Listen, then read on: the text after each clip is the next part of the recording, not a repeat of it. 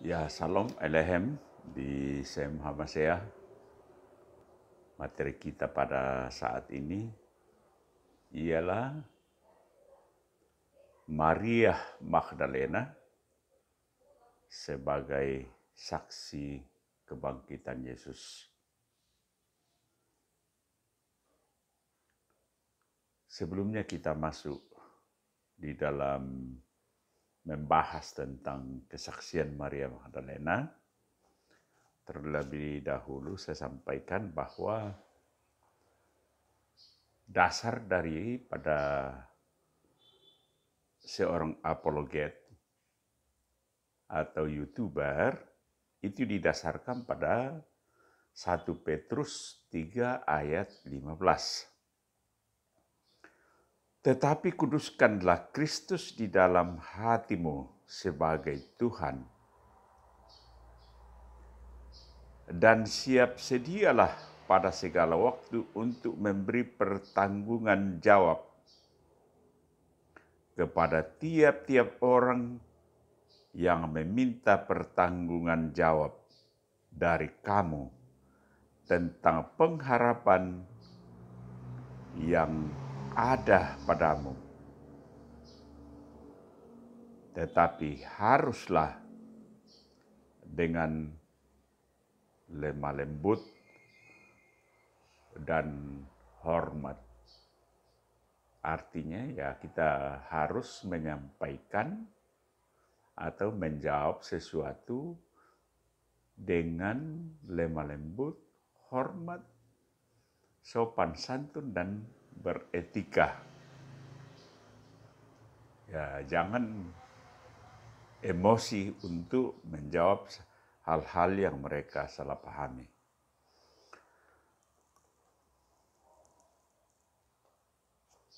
Maria Magdalena sebagai saksi kebangkitan Yesus, ini perlu dijelaskan karena peristiwa ini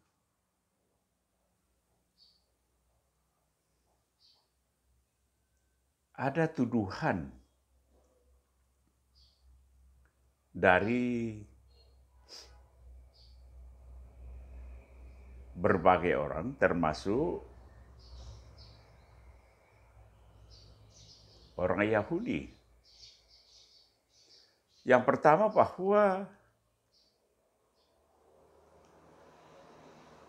mereka beranggapan bahwa Yesus tidak bangkit, tetapi murid Yesus yang mencuri mayat Yesus. Itu yang pertama. Yang kedua ialah bahwa orang Yahudi menuding bahwa murid Yesus menyuap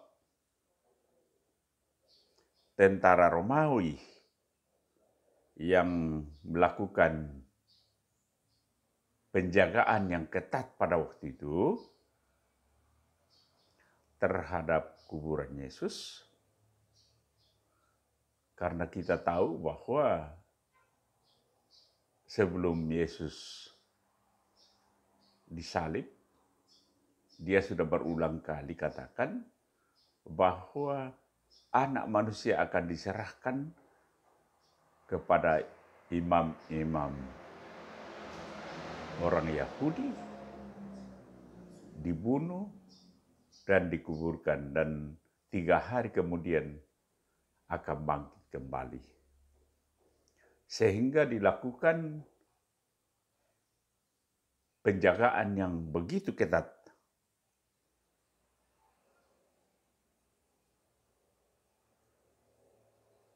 Dan ada tudingan bahwa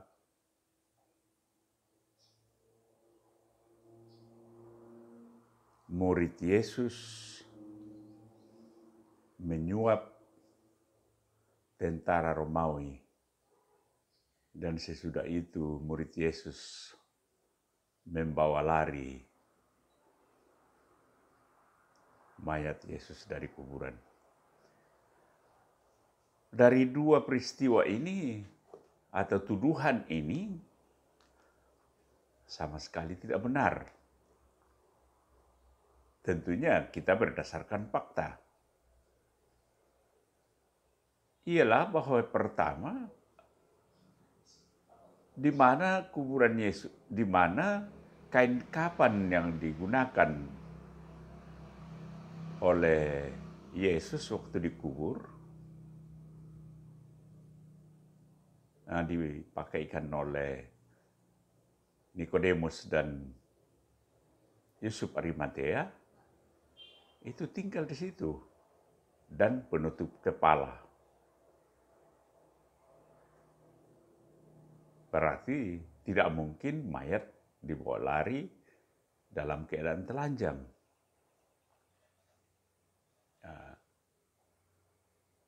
Kemudian dilakukan interogasi kepada tentara Romawi yang menjaga. Dari situ muncul bahwa waktu dia memberikan keterangan bahwa memang terjadi gempa bumi yang dahsyat, di mana mereka melihat ada malaikat yang menggulingkan batu yang sebagai pintu daripada kuburan itu dan duduk di atasnya. Dan mereka pada waktu itu seperti orang mati, tidak berbuat apa-apa. Kemudian Maria Magdalena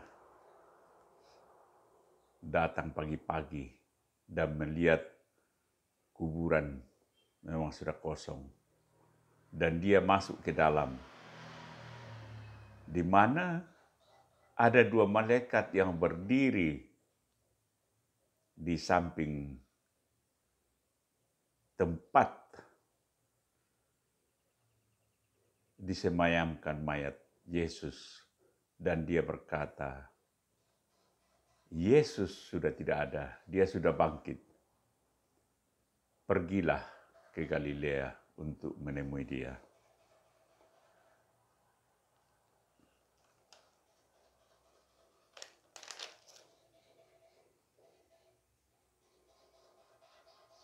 Jadi di sini sudah semakin jelas bahwa tudingan di atas itu ya tidak benar. Maria Magdalena merupakan seorang perempuan yang pertama melihat kubur tertutup, menyaksikan bahwa Yesus telah bangkit. Oleh sebab itu, Maria Magdalena di gereja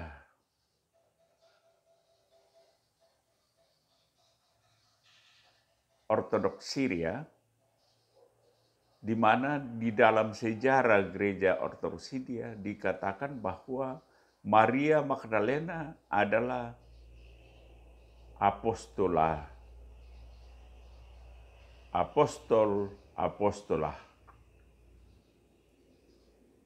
Dia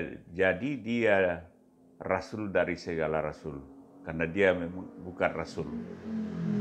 Tetapi karena peristiwa tersebut, sehingga di dalam gereja Ortodoks Syria, dalam sejarahnya, Maria Magdalena diberikan sebagai apostolah.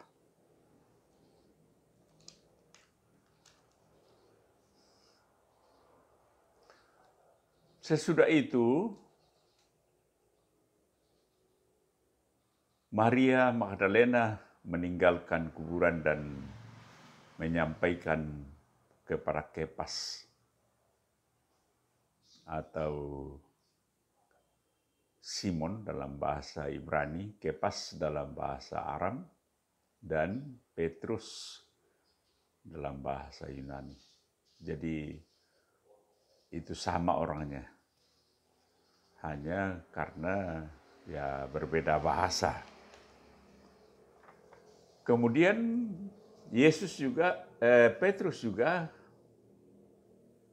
begitu cepat datang dan menyaksikan bahwa kuburan memang sudah kosong. Kemudian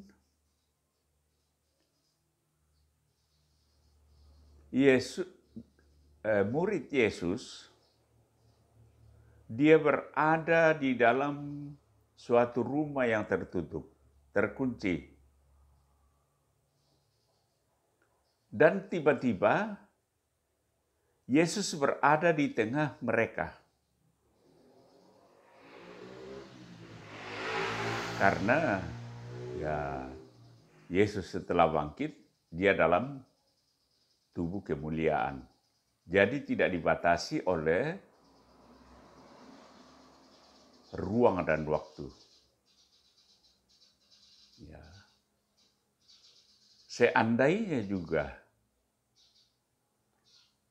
kuburan tanpa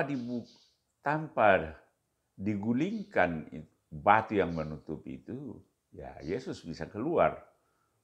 Tetapi untuk membuktikan kepada tentara Romawi dan kepada Maria Magdalena khususnya dan Kepas bahwa kuburan telah kosong dan itu harus terbuka baru mereka melihat.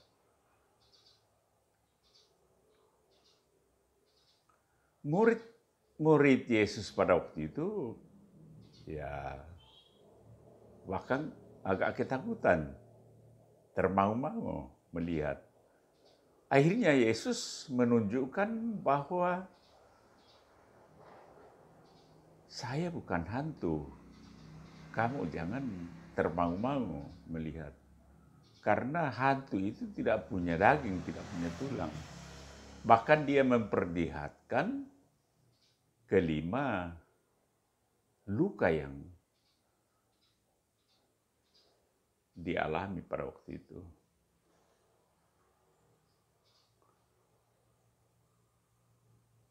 Bahkan dia meminta sepotong ikan untuk dimakan. Ini perlu juga dijelaskan karena ada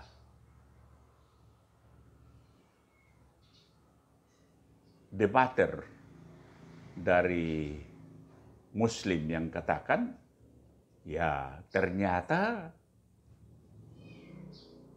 betul apa yang mereka katakan bahwa bukan Yesus yang disalib. Karena buktinya dia masih bisa makan seperti manusia. Dan ya itulah sifat mereka. Dia tidak mau membaca ayat sebelumnya. Bahwa Yesus masuk tiba-tiba ke dalam tengah-tengah di mana murid-murid Yesus itu ada dalam keadaan rumah tertutup. Kalau manusia biasa tidak akan mungkin. Tetapi karena dia dalam tubuh kemuliaan, maka itu bisa dia masuk tanpa lewat pintu. Ya, sehingga mereka katakan semakin membuktikan bahwa apa yang terdapat di dalam An-Nisa, Quran An-Nisa 4 ayat 157 sampai 159, ya membenarkan, padahal ya sebetulnya jauh dari kebenaran. Dan saya sering katakan ya ini orang-orang ini perlu di brainwash. Ya ini orang-orang begini yang perlu dicuci otaknya. Karena mereka memang ya dalam menafsirkan Alkitab kita itu tumpul memang mereka. Baru dia mencopot ayat satu persatu. Kemudian untuk mencari pembenaran.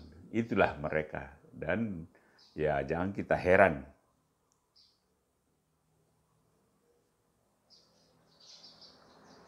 Kita harus paham bahwa apapun yang dilakukan oleh Tuhan itu bisa. Pada saat dia minta ikan untuk memakan ikan itu, ya dia bisa lakukan menjadi sama dengan manusia. Yang tidak bisa itu adalah manusia menjadi Tuhan. Itu yang tidak bisa. Kalau Tuhan ya bisa setiap saat menghilang. Bisa muncul tiba-tiba. Oleh sebab itu, ya sampai hari ini Yesus sering menampakkan diri. Karena Tuhan kita itu adalah Tuhan yang nyata.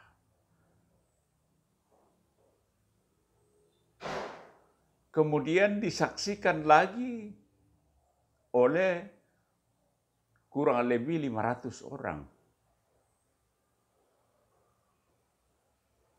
Karena sesudah bangkit,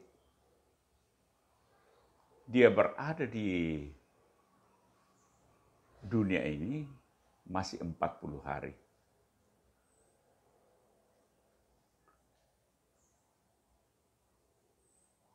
Dia masih disaksikan oleh kurang lebih 500 orang. Dan pada waktu Injil dituliskan, mereka masih banyak yang hidup. Jadi itu ada saksinya. Dan sebelum dia terangkat ke surga,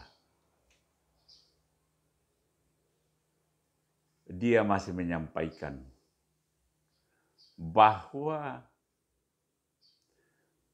sesudah saya akan datang seorang penolong yang lain.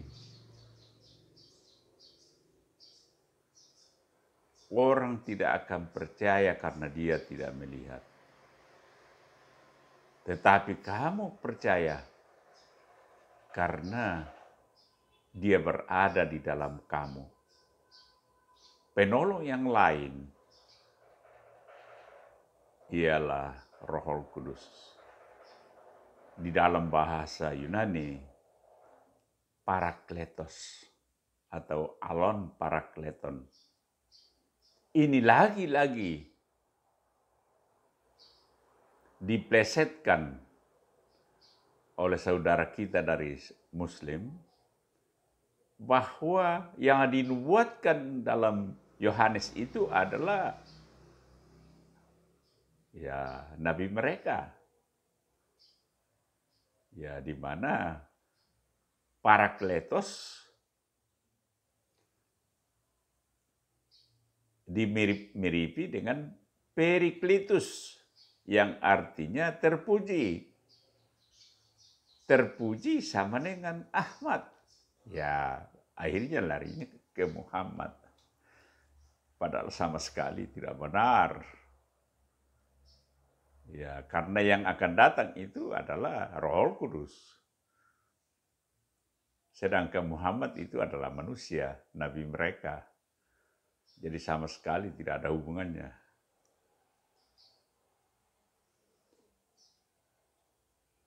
Nah, itu yang perlu saya sampaikan, masalah kesaksian Maria Magdalena.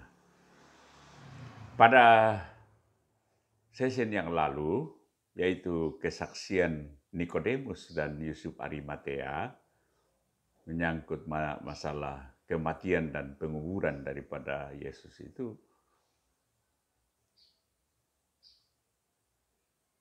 ada yang tidak terekam karena kesalahan teknis, ialah bahwa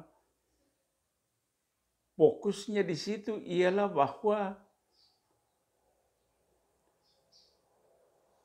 orang Ahmadiyah, dia mengakui penyaliban Yesus. orang Ahmadiyah ini ya dia punya nabi itu namanya Mirsad Ghulam Ahmad, di mana pusatnya di Lahore. Oleh sebab itu, karena dia mengakui bahwa Yesus memang disalib, maka kampus Ahmadiyah yang ada di Parung itu dihancurkan oleh FPI. Karena itu yang saya katakan tadi, bahwa ya di dalam An-Nisa, Quran An-Nisa 4 ayat 157 sampai 159, dia katakan bahwa orang lain yang disamarkan. Tetapi Ahmadiyah katakan bahwa Yesus memang disalib. Tetapi ya sesudah dibalsem oleh Nikodemus bersama-sama dengan Yusuf Arimatea, dia hidup kembali. Berarti dia mati suri. Dan dia meninggalkan Yerusalem dan dia lari ke India. Di mana di India meminang seorang perempuan India dan dia hidup sampai 130 tahun. Itu cerita mereka. Bahkan ya dikatakan dalam bukunya itu, Yus Ashab, ada saya miliki bukunya, Yus Ashab itu, bahwa sampai sekarang ada turunannya. Yang lucu di situ ialah bahwa turunan daripada Yesus itu adalah penjaga kuburan di sana. Namanya Basara Salim. Kenapa tidak menjadi Perdana Menteri? Karena dia orang terkenal.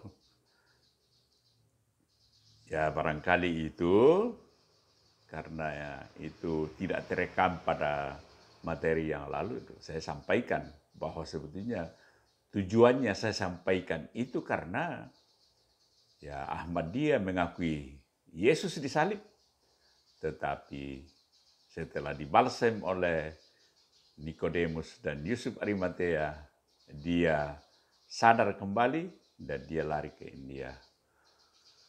Barangkali ini saja yang perlu saya sampaikan, dan kembali saya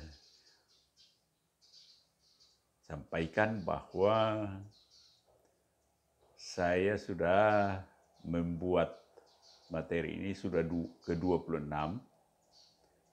Ya, paling tidaklah ya kalau bermakna untuk kalian, ya bisa didengarkan. Mudah-mudahan ada maknanya. Karena saya evaluasi, bahkan ada yang sama sekali tidak membuka YouTube-nya. Tapi ya itu terserah. Karena yang saya sampaikan ini bukan ya cerita saya sendiri, tetapi adalah firman Tuhan. Dan bagian daripada seorang apologet atau menjadi YouTuber itu adalah bagian daripada penginjilan. Saya tidak mungkin lagi mau pergi menginjil berteriak di jalan-jalan atau kemana, karena dengan umur yang ya sudah cukup, sudah 68 tahun, ya Tuhan memberikan teknologi canggih ini lewat orang Yahudi, dan itu bisa dimanfaatkan untuk menjadi penginjilan. Berulang kali saya sampaikan bahwa di dalam tesis yang saya buat itu memang dia pas kena dengan ini. Model ini ialah bahwa strategi penginjilan yang efektif dan berhasil guna pengembangan gereja masa kini adalah lewat medsos, lewat apologet, lewat YouTuber. Tetapi juga saya sampaikan bahwa saya sebatas memberikan jawaban yang mereka salah pahami atau memutarbalikkan fakta-fakta historis. Saya tidak masuk di wilayah teologi komparatif. Namun ya saya punya Al-Quran terjemahan. Ada. Tetapi saya menghindari jangan-jangan kita salah menafsirkan dan kita dituduh sebagai penista agama. Seperti yang dialami oleh beberapa teman. Barangkali ini saja yang perlu saya sampaikan. Mudah-mudahan dengan penyampaian materi ini, ya kita semakin diperkaya pengetahuan tentang firman Tuhan, dan minta tolong untuk saudara yang mendapatkan materi ini di-share ke orang lain, sehingga semakin banyak orang bisa memahami. Dan akhirnya saya sampaikan Shalom Aleichem, Bisem Hamasea. Terima kasih.